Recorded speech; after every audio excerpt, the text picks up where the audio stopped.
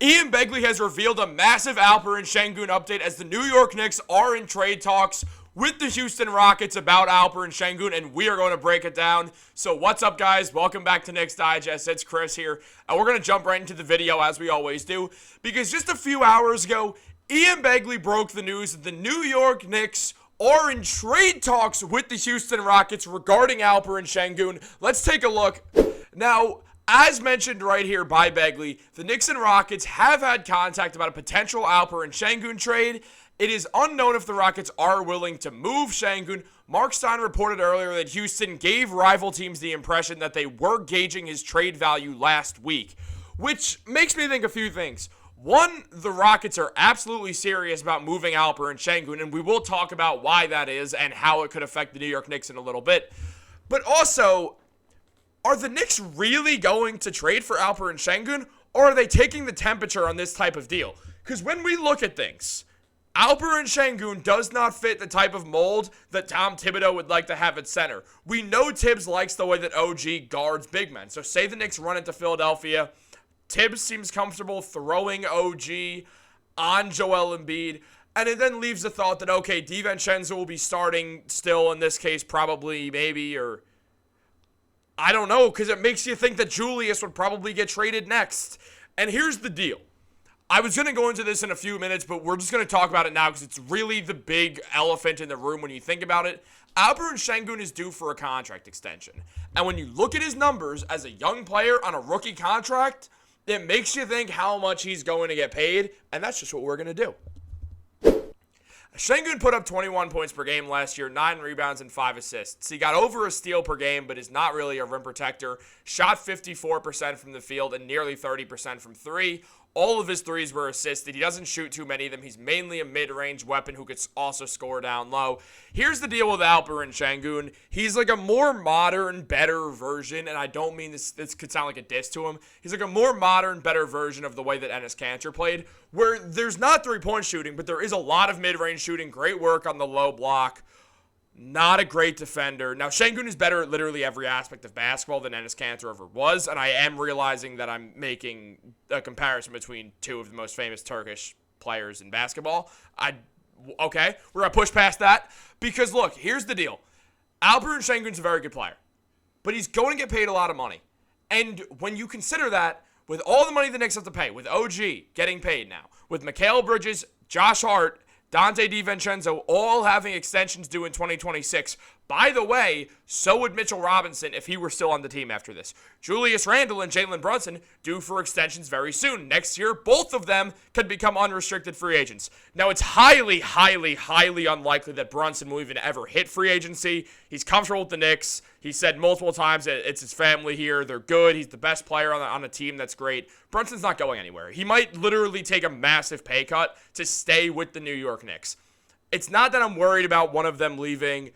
I could see Julius getting traded. As CP, the franchise mentioned when he was breaking that Karl Anthony Towns story, the Knicks like going 5 out. Sengun, similar to Towns, can do that. Not as well as Towns, but Sengun's better at a lot of aspects of basketball than Towns, and Towns is better at some other ones. They're pretty close when you want to compare the two when it comes to like talent level. But also, again, it doesn't fit the Tibbs mold. At the same time, if you have OG Anunoby guarding big men, then I guess you're going to have to move Randle so you can have DiVincenzo in that starting lineup and run a smaller team.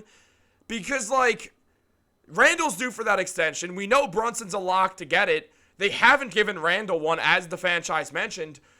Maybe they are looking to trade Julius. Now, the thing is, you can't really trade Julius in a trade to the Rockets if you're making a move for Alperen Sengun, unless you add some other contracts in there from Houston. Then this becomes a much bigger trade that's more of a Julius Randle deal than a Sengun deal, if you ask me, because this is Sengun's contract. Next year, he'll be making a little over $5 million. He's in the final year of his rookie deal, and then boom, restricted free agency extension time. That is worrisome if you're the New York Knicks and you're looking at ways to save some money when you're going to have to evidently pay Alperen Sengun a good amount of money to stay basically with the team, because he's going to get paid by someone. Now, again, it's restricted, so you don't have to worry about him just walking. But you do have to worry about, evidently, one way or another, you're going to have to pay Sengun a lot of money. Do the Knicks really want to do that? And maybe you do, and that's a fine answer. The man's 21 years old. He's going to get better. Maybe under Tom Thibodeau and a fella Harrington, his defense flourishes. Maybe the Knicks see something that no one else does with him defensively, the way they saw something with Brunson that no one else did.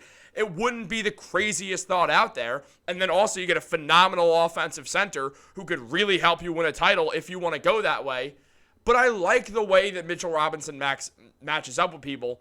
And I saw this in the comments on the last Sengun video I did. When you look at things, we're looking for a backup center. We're not looking for a starting center. What the hell is getting traded next? Because you trade for Sengun, he's probably not coming off the bench. He's not coming off the bench, dude. Like, he's too good for that. Everyone knows it. He's way too good of a player to be a bench player. Like, I mean, yeah, it would make the Knicks have the best bench in the NBA, but I don't know how happy Sengun would be backing up Mitchell Robinson and being as good of insurance as anyone, because I think if you ask most people, they're going to say Sengun's a better player than Mitch. Now, Mitch is a better defender, and you might argue that the Knicks need that more. As of right now, still having Julius, an all-star player because how he plays on offense, having Jalen Brunson, a superstar because how he plays on offense, mixed with Mikal Bridges, one of the best two-way players in basketball, and OG Anunoby, one of the best two-way players in basketball, and maybe the best on-ball defender in the NBA. The defense is so good. Do you want to screw with that when you have Brunson and Randle? Now, that means if you're trading for Sengun, you are trading Julius Randle, and then Dante goes back to the starting 5, OG goes to the 4, Mikal to the 3, and Sengun is your starting center. That means Mitchell Robinson's also getting moved. What are going to happen with these moves? Mitch has a lot of value. Julius Randle has a ton of value because his contract's expiring and he's an all-NBA player. You look at these deals, it makes you very curious to see what is going to happen next because there's just got to be a next. Now, as we know, Mark Berman also reported about this. As he mentioned, Leon Rose was in the front row of the presser yesterday with Mikal's mom. He didn't talk, but he's still cooking, according to Berman. He wants to make a big center move after Philly both added Andre Drummond and Paul George, along with making that Cody Martin signing.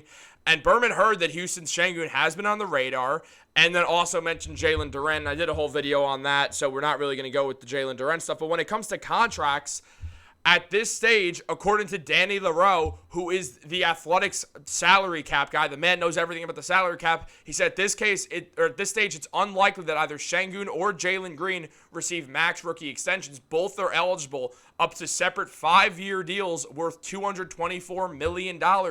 That's a lot of money, and do we really think the Knicks are going to be willing to pay all that? It means you're moving Randle. It means you're moving Mitchell Robinson. That is what a Sengun trade means. There's no way you keep them both. Randle and Sengun don't fit unless you're playing Sengun at the 4 for some reason, and not with Mitch. It can't work. He doesn't shoot enough threes. He doesn't shoot them at a high enough percentage to make that work.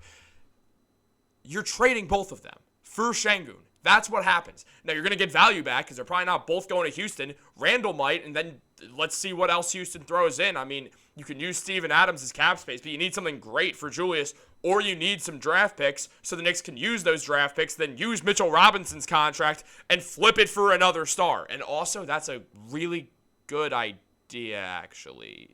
Now, it's kind of some 2K stuff, but that actually is a really good idea.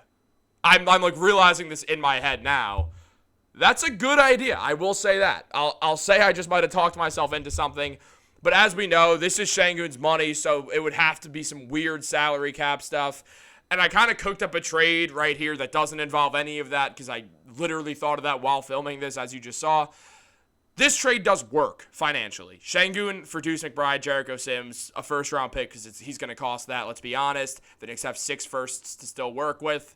And also a second-rounder. Now, I use that Detroit first-rounder because it's not the most valuable first-round pick, and Sengun, after also getting Deuce McBride, it's not worth that. And then a second-rounder just to give them what they want because they're probably asking for 2 or more firsts for Sengun for the most part. With a trade like that, you might need to add a second. Maybe not. But look, yeah, the Knicks would have to make a ton of subsequent moves if they move Sengun. They're going to have to go for both. They're going to have to get both Randle and Mitch traded. They'd get substantial value back for that, as I'm learning while making this video when I think about it. But at the same time, it's risky. I like the team the Knicks have now. I think the better move is to just keep the band together. Clearly, it was working in January. Clearly, this team could work well. You need a backup for Mitchell Robinson in case he does get hurt. I like Jericho Sims, don't get me wrong. I can't wait to see what Ariel Hukporti has, but he's on a 2-way. You need to find another backup center you can rely on to start games in the playoffs if Mitch goes down. I think they'll do that via trade. I think it's going to be Nick Richards, or they're just going to bring back Precious Achiuwa. And hey, for the fun of it, Precious puts up 7.5 points, 6.5 rebounds with 1 assist, and also shoots 50% from the field. Solid player, good defensive box plus minus end value over replacement player because he is kind of efficient in the chaos that he plays basketball. It's efficient chaos. They could go with that. He's a bit undersized, but it could just work. I'm not the biggest fan of it, though, personally. But, guys, I want to hear from you.